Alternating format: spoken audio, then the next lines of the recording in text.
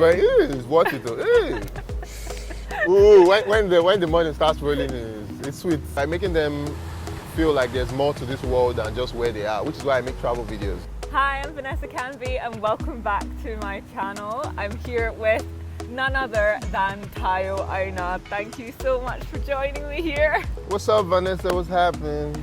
Shout out to the people watching. I'm so excited. If you don't know who Tayo is, or if you've never watched his videos, you're actually missing out. My name is Tayo. I love traveling and discovering new places. My favorite is Africa, which I believe is the most beautiful and diverse continent in the whole world. I think that you are the best cinematographer on YouTube in Africa. Honestly, like your footage is so good. Thank you. Yeah, Thanks a lot. I've always admired your work. Thanks a lot. So now we're here on the beach. I've always wanted to film on the beach as well, and now I'm It was your doing first time filming on the beach? Like on the beach on like interview. this. Yeah. Okay, cool. So what was your journey? So now you have over 250,000 subscribers on YouTube. Yeah. How did you get there? What were you doing before? I was driving for Uber after I graduated from school. So I was driving people around Lagos, Nigeria. I live in Lagos, Nigeria. Driving people around. Then from there, I was able to save up enough money to buy a phone, an iPhone. And then from there, I think I started getting the love for photography. So I started taking pictures of places around Lagos, like buildings. Like if you check my Instagram page during that period, it's just houses. I was taking pictures of like all the landmark buildings. Then from there, I think from there, one day I just said, okay, let me make a video. A video is like moving pictures. Yeah. Basically. So I said, okay, I've been doing pictures, let me make a video. And I made a video, went to an event. I just made a video online and then posted it on Instagram. And then I had 2 comments, some people liked it. And I was like, oh, this is cool. And then from there, I just started doing it. So the love just started growing generally for creating videos. I knew I was always a creative person, but I didn't really have anything to really express, to really push that expression out. So the love for video just started coming. And then one day I decided to post one of those videos on YouTube, my first video on YouTube. That was 2018. And then here we are. So how did your family take it that you now wanted to do YouTube as your full-time career? There was never a discussion. Okay. Me, right from time they know me in my house. I'm very I'm a man of my own mind. Right from when I was in school, I was already telling them at home that when I finish school, I don't want to work for anybody. I want to just do business. Because right from time, I always knew I knew I loved the whole idea of doing business. Like when I was in primary 4, I used to use my week money. They used to give me $200. So that was maybe $5 or something. Okay. I don't know. And I use it to buy a packet of sweets. Yeah. And I sell it to my mates. I was in primary 4. That was primary 4. So, and then I don't even know how old I was, but I was very young. So from that moment, I knew. Yeah, so basically you were business minded from way back so then. I always knew I wasn't going to do anything. And I'm glad I was able to find something I love doing and eventually being able to do it. So there was never really a conversation of, oh, I'm going into YouTube. Because my parents just saw I left the house, I started making videos for people. So it wasn't even me making videos for people, making videos on YouTube straight up. I started making videos for people first. Okay, small businesses and yeah, that small sort of businesses, weddings. So I started from the filmmaking world. So it was the skills I learned from the filmmaking world I now eventually moved into making videos on YouTube. How did you learn to make films? YouTube. Okay. So YouTube has basically revolutionized. I mean, it's the same for me. I learned everything through YouTube. Yeah. And now I'm posting on YouTube. I think there's almost nothing you can learn on YouTube. You can learn almost everything on YouTube. So after trying to learn how to make videos on YouTube, I said, okay, I learned from some of these people. Let me start making my own content and putting it on YouTube too. So that's how YouTube started. Okay. So did you ever imagine that this is the life you would live, traveling all over the world? Did you basically project it? Nope.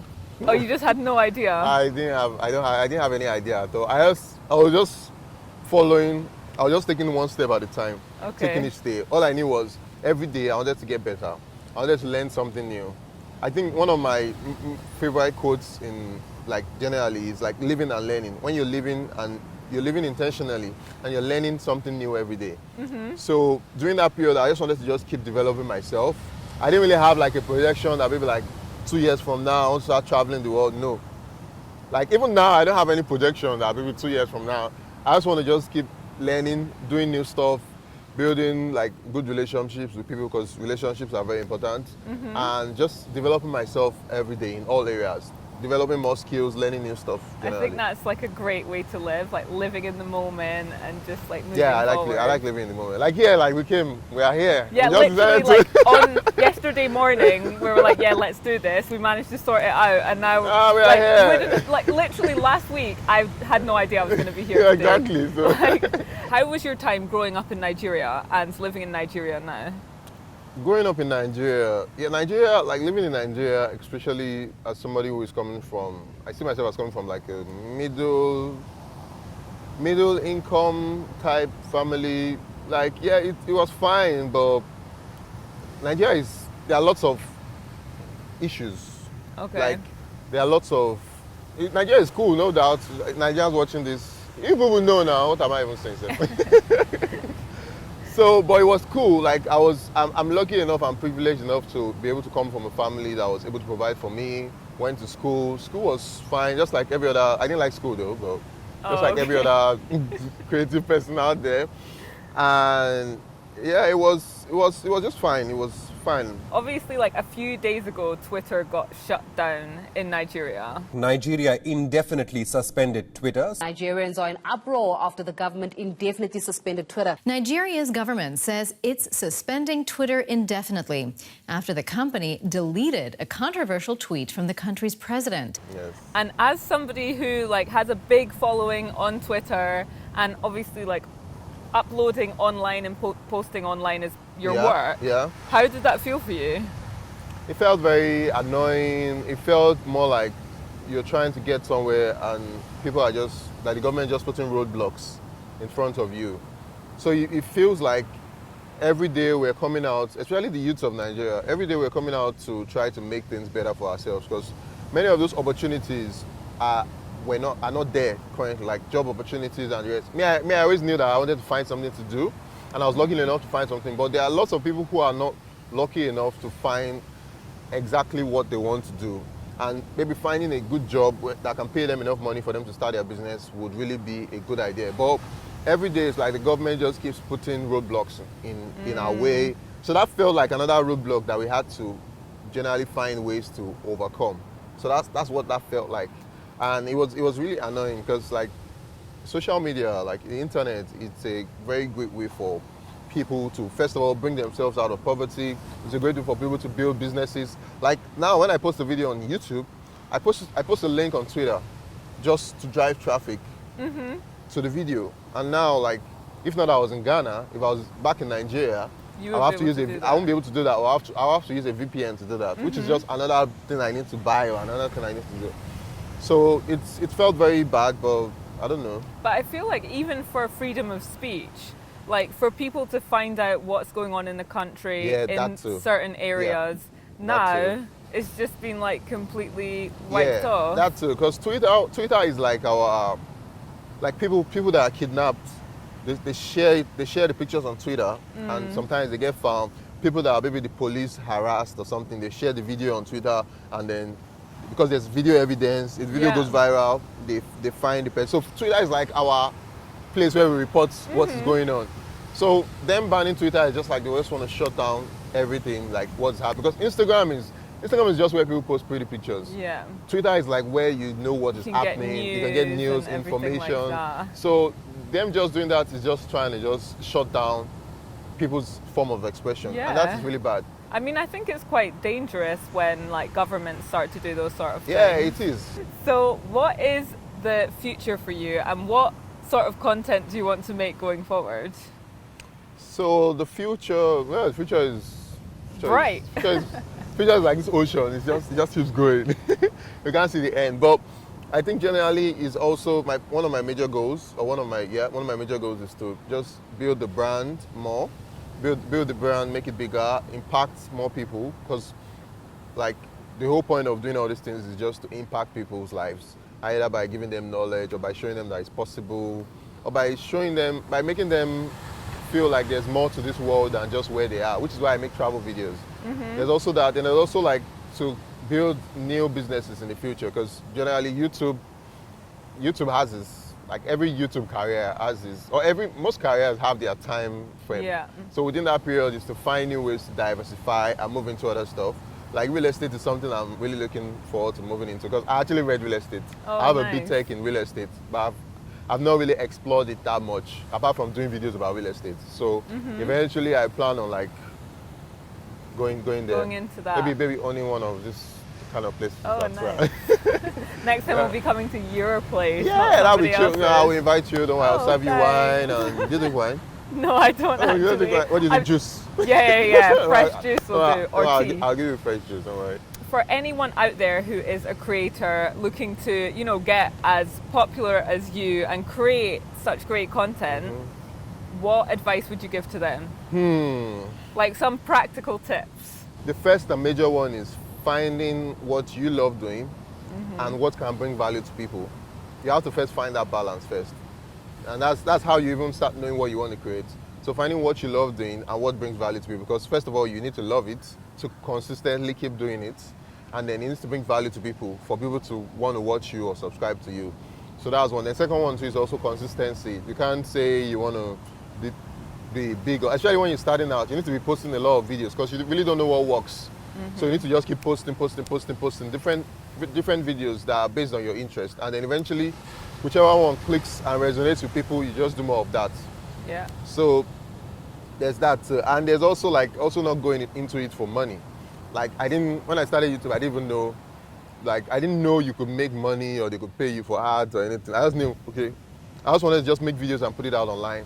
I wasn't really even, when I made videos, when I got 10 views or 15 views, it was like, ooh, so 15 people are watching me.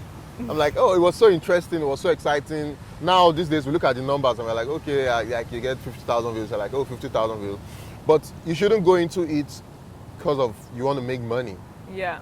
Except maybe you're some big media house and you have lots of funds or whatever. But if you're a small and you've YouTuber, got a lot of employees exactly, and stuff like that, then different. you want to run a business. Yeah. But if you're just a YouTube, you want to start making stuff, just find what you love and just start creating and then pushing it out there.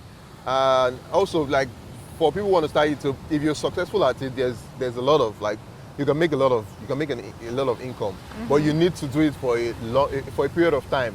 Also, don't give up too easily because a lot of people give up. Yeah. After doing it for I didn't start making any money till the third year. I didn't start making till the second year, and even at that point, it was $50 It was a month. $50. You know what I mean? Exactly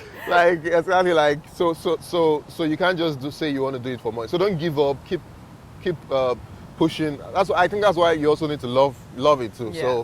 So yeah, there's that. And what else? Also practical tips, like you said, titles, thumbnails, the kind of topic you're looking at, and also making your videos engaging. There's a lot of stuff. Yeah. And then also watch a lot of tutorials and stuff on YouTube, because every information you are looking for is on YouTube. So if you don't know anything, just find it on YouTube. Thanks so much, Tayo. I think they're great tips, and I do honestly think that if you're consistent and you keep going, eventually you will get there.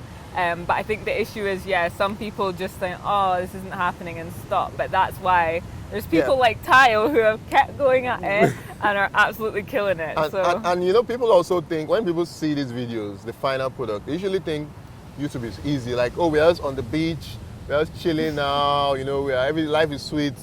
YouTube is hard. I won't lie to you, YouTube is hard. It's hard, but I don't think there's any other thing that is not hard. Yeah. Not hard. Nothing worth getting comes easy. Even people in the music industry, people in the film industry, it's hard. But because they love it, that means they will be able to push through. You love something does not mean you're just suddenly going to get easy. It's hard. But it's worth it in but it's the worth end. it, yeah, it's worth it. Definitely. It's worth it. It's worth it though. Ooh, when the money starts rolling, it's sweet. Tayo's living life, basically, is what he's saying. She's living life too. Don't mind I'm also living life. I'm not going to lie. Don't mind her. All right, thanks so much for chatting to me today, Tayo. Thanks for having me on your channel.